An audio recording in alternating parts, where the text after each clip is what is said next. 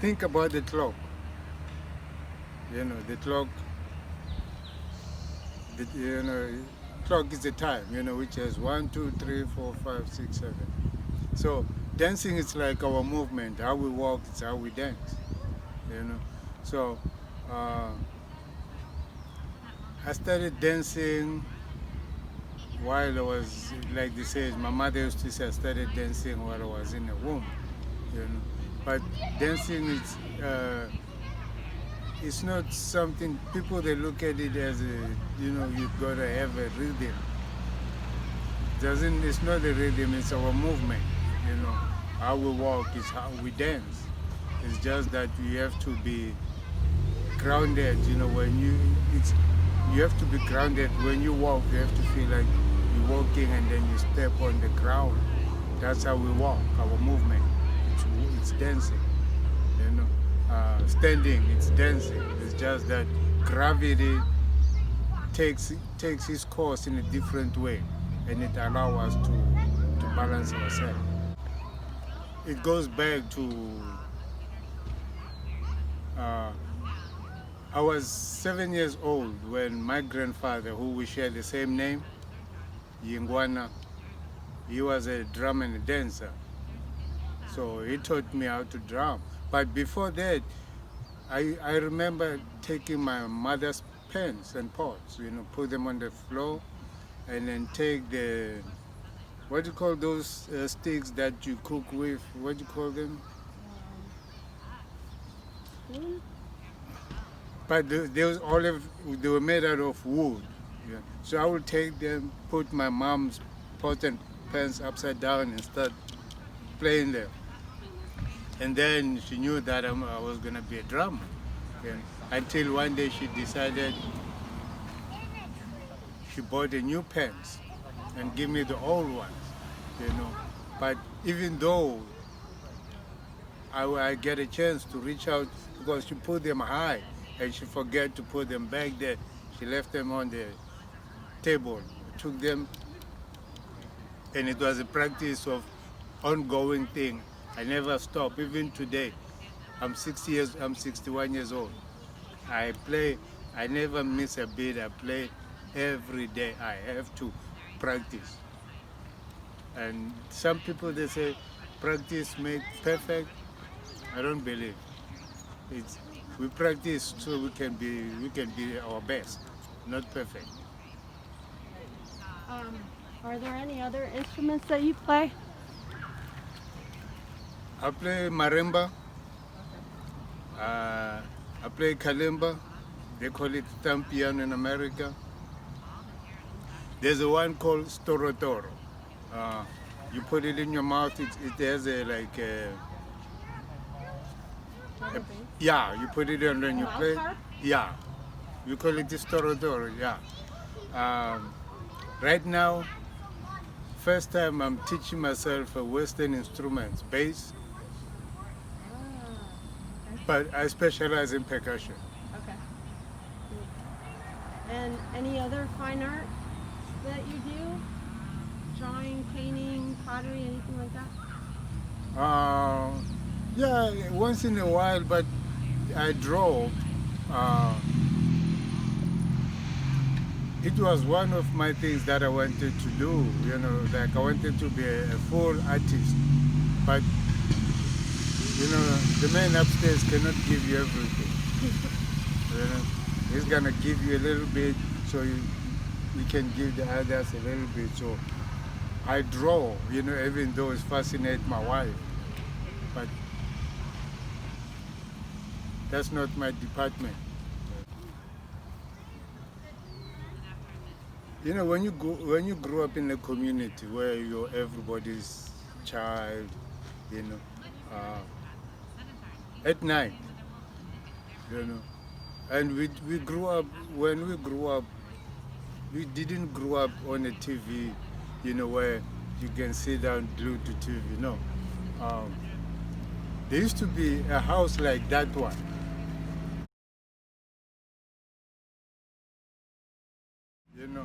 So we'll gather in the evening and there's a fire in the middle and we'll be sitting around and every day there are maybe few elders who comes and tell us stories, which is very important for us, so we should know. And these stories is for us to pass them down from one generation to another. One of the stories that I like it's about the weekdays of the week, because it was important for us to go to school,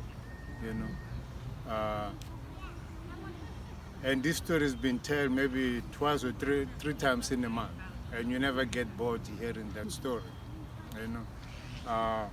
like how many days, oh, English. How many school days are there in a week? So all of us will count Monday, Tuesday, Wednesday, Thursday, Friday. And then how many days are in a week? Oh, Monday, Tuesday, Wednesday, Thursday, Friday, Saturday. Okay, if Saturday, Sunday, it's a different, which means Saturday is the day for our mothers to gather our clothes, which we wear Monday, Tuesday, Wednesday, Thursday, Friday, on our school days. And they took off to the river because we didn't have laundry. River was a laundry, and they will be lying, lying on the side, on the line, and they will have the same motion of how they work. And everywhere you go, without music, there's no rhythm. Even though we have a rhythm, if there's no drumming, they will be humming, So that's what they will do. They will go on the river, and then they have a party of washing the clothes. Meanwhile, because most of us, we grew up without fathers. Fathers, they will be out there in the mine, or they will be out there in the jungle trying to get us to survive every night, something on the table. But the hard time are those who are going to the mine, which means you never see them for 6 months. And when they come back, maybe they come back for 2 weeks. Then they have to go back, okay? And then when they come back, everybody, they learn what they call it a rhythm communication, which means we call it isikatola, but they call it a boot dance. You tap on the boots while you dance. Kids knows too much. They know what's good and what's bad, but angels, they don't know. They look, they don't see no color. They don't know what's good. They don't know what's right. In my eyes, they are just. That's when I use the words perfect. Until we, the elders, what I call it with the hose or the pink tornado. You know what a pink tornado is? Oh, okay. That's a pink tornado. Okay. Until a pink tornado, we feed them with whatever we want them to be, or teach them how to love. Because each and every family, we are individual, and how we raise, we want our children to be in a certain way. But angels, they're built differently. It doesn't matter how you can feed them. They're going to stay who they are because they have learned that angel sees no color. They know what community means. So if we can, as parents, if we have the right tools, how to groom them or to groom them, we can build a good future. Because there are 3 kinds of education in this world. There's an education in school, there's education at home, and there's an education in street. So this street education is, we have to be more careful. How do we interact with the angels? How do we talk to them? And we shouldn't be afraid to talk to them, so they'll know that, not everything we look at it is bad. It's how we grasp it and then we turn it around, like Confederate flag, swastika. Those things, they're not bad. We human beings intend to make them look bad. They are good things. It's just how we treat them. It's like angels.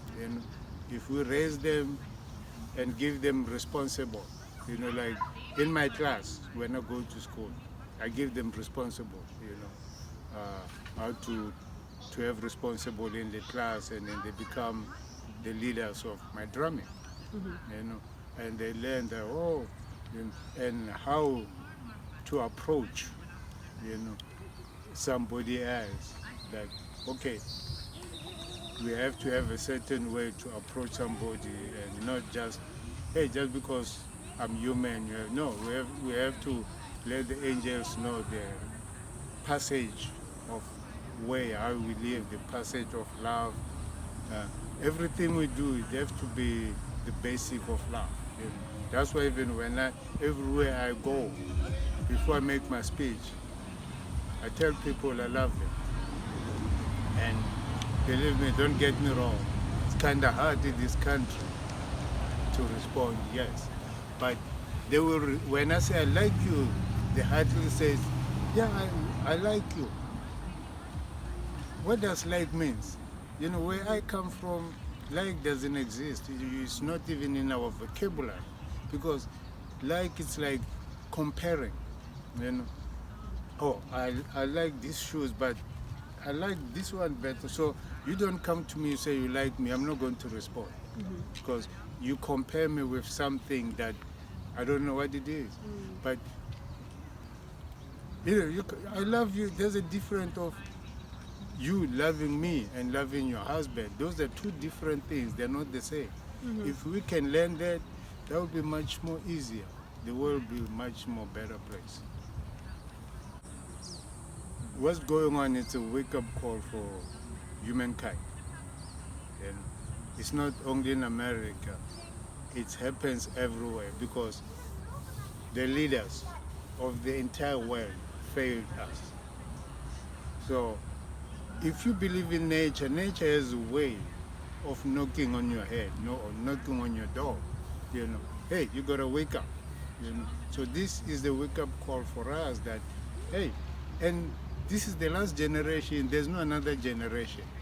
This is the last generation, and you cannot mess with them. You did what we did, but this is a wake-up call. It says, wake up everywhere. If you don't get together, somebody's gonna wipe up this, whatever we call it in English, is gonna be wiped up. And if I grew up in South Africa during the time of, they say apartheid. I call it apart and hate, because these things are too different. We are apart, blacks are there, whites were there, and then in between there's a hate,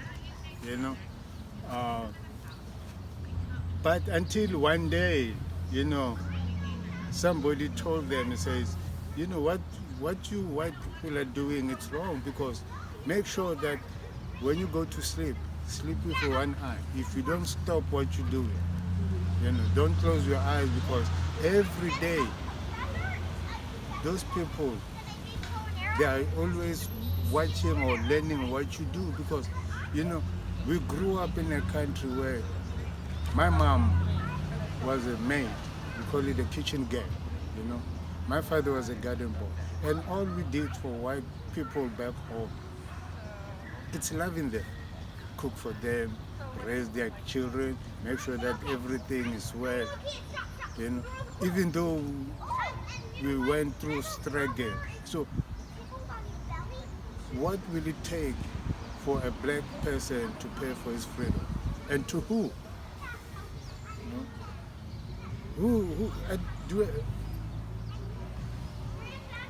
Is a white person God? Where I should say, hey, here I gotta pay for. How long will it take us black to pay our freedom? And who has the power to say, yeah, you have a freedom, who doesn't have a freedom? Because we bleed, me and you, we bleed the same blood. And if you look at the palm of your hand, it's not the same as mine. It's not the same. Only the other part, but the palm of your hand is the same as mine. So if we bleed together and the part that we eat is the same, somebody did stop loving him or herself. And the day he's going to start loving himself, he's going to look at himself or herself, says, hey, I'm just like him. But until that day, you know, it's going to be a hard time. And as this thing of this coronavirus and the killings, it's an awkward time. And right now is where everybody should be sitting down and dealing with the virus, not dealing with the human nature. But we will suffer because it's like the Bible says, parents gonna suffer, the kids they're gonna suffer because of their parents, you know. So human beings gonna suffer because of their deeds, what we do to each other. Somebody's gonna be punished. So instead of be punishing in a different way, all these things that are happening, they're happening for a reason. So everybody wake up. I'm going to tell you a story about my grandfather.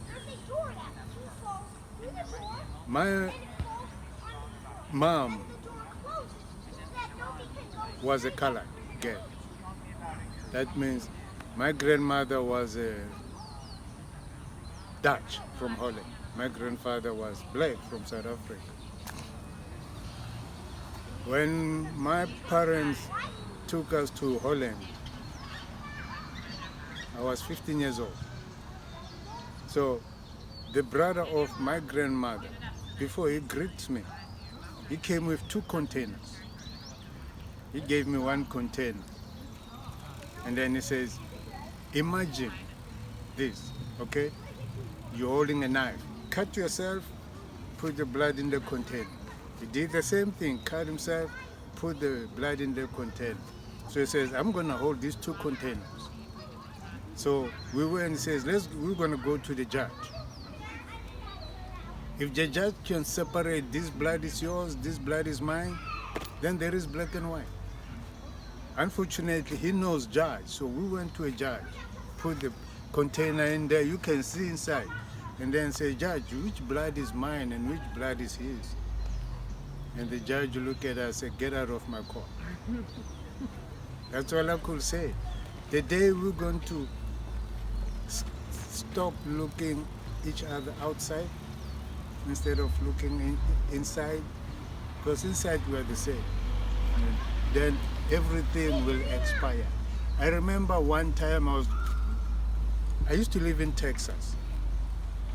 I was in a park, and then there was a lady, white lady with her daughter, and there was another lady with her daughter.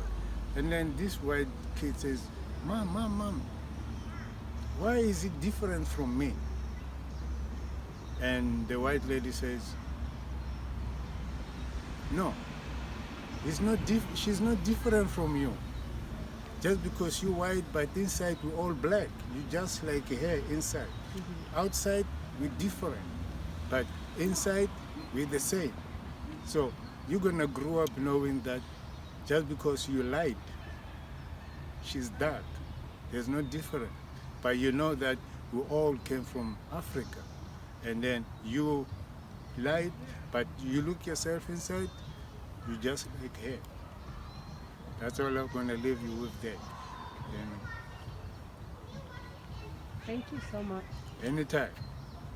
And then again, you know, I appreciate people who came with the cellular phone. But I'm in old school, you know, many years ago, before the phone were invented. That's why to me, drum is like my medicine. That's the only way we used to communicate. Yeah. And when I was taught to play the drum, they says, pass it down from one generation, so they should know that drums play important role in the community. Is the communicator from one village to another. But now we use cellophone instead of drums. But in some other country in Africa, they still use drums. Especially when you go to the homeland, which you call it country, we call it homeland. They still use the form of drumming to communicate from one village to another. And you're teaching the angels how to communicate with drums when they didn't know that form of communication before you taught them. Before I talk to them, I ask them a question. I'm holding a drum on the other side, and I'm holding a cell on the other side, and then I ask them, what does these two things have in common? Some, they go through it, and then, oh, this one is, but they speak the same language. It's just that the other one is the latest things, and it has to do with modern life. The other one is old school like me, but they all do the same thing. But the other one is here for life. Drums are here for life. They don't go anywhere. And I could call my drum. What do they call this other phone? But the only things that I find them stupid, you cannot say it's a smartphone, because I could say, make me a tea. We're smarter than the phone. Yeah, my drums, I can tell my drum to, hey, I can play and then you can dance. Can I tell the smartphone, hey, can you make me dance? No. So, but we live in the stages of life, and we have to abide by the rule. But this theme of blacks and white, someone is inferior, superior. I grew up with that, I grew up in a life where my brother, they were first-class citizen and third-class citizen, in my country, which white people brought it, I was born in the city. I'm a first-class citizen. The one who was born in the homeland, third-class citizen. A white, if he has to go to the city, he has to endorse. He's a South African just like me, he's my brother, but he has to apply to go to the city. And then what if he goes to America, what does he have to do? So those things, they don't make sense. But hey, think about this. Truth and reconciliation is the way America should do. It's not an easy thing. It's painful. It hurts. You want to kill each other right there. But at the end, we live with a broad smile. Everybody's smiling because it feels good. And that's one thing I live to see it happen here. Truth and reconciliation. Thank you. So you are very loved by your community. Oh, I was looking forward for that because I miss community. They miss you too. Yeah. But I wish if they could know what community is in this country, they will run away from it, because community is a dictator. I come and dictate you in your house. You come and dictate me in my house. That's what community is. We pay tax before everybody paid tax in the entire world in Africa. Because if you have $1, 50 cents is not yours. It's for your neighbor. And so until the white people came and they says, I wish you could just leave things as they are. Life will be much more easy. And they come and says, hey, watch your neighbor still watching. Then we started putting stop nonsense fence, and then you don't have to talk to your neighbors. And we grew up with that. Life will be like this, no fence, your yard is my yard. And this country, it's not for you and me. No, this is for the native, the Indians. How can we all come from different places and bring the war? America is what do you call it? In the eyes of the Indians, America is the holy place for the Indians. We blacks and white, we shouldn't bring that war here. you know. And we should stop claiming America as our land. It's not our land. You know, this land belongs to the natives. If you want to start a war, you should find a way of starting a war between blacks and white, but not in this soil. This soil is not for you, and that's why we dirty it every day. We dirty this American soil. You know, we should stop and say, look at this world, like we all came here to claim opportunity, you know, in America, blacks and white. We came here for one reason, to become better people. Otherwise, we should be, you know, in Africa and Europe. And, but we came here because with the same mind. Why don't you use that mind? We came in America. We came here to be better people. But we come here and then we become nuisance. We should stop and wake up. I'm gonna put on my glasses. Okay, cool. And I'm gonna put on my mask. Okay, that's good. All right, I'll leave with that. Thank you.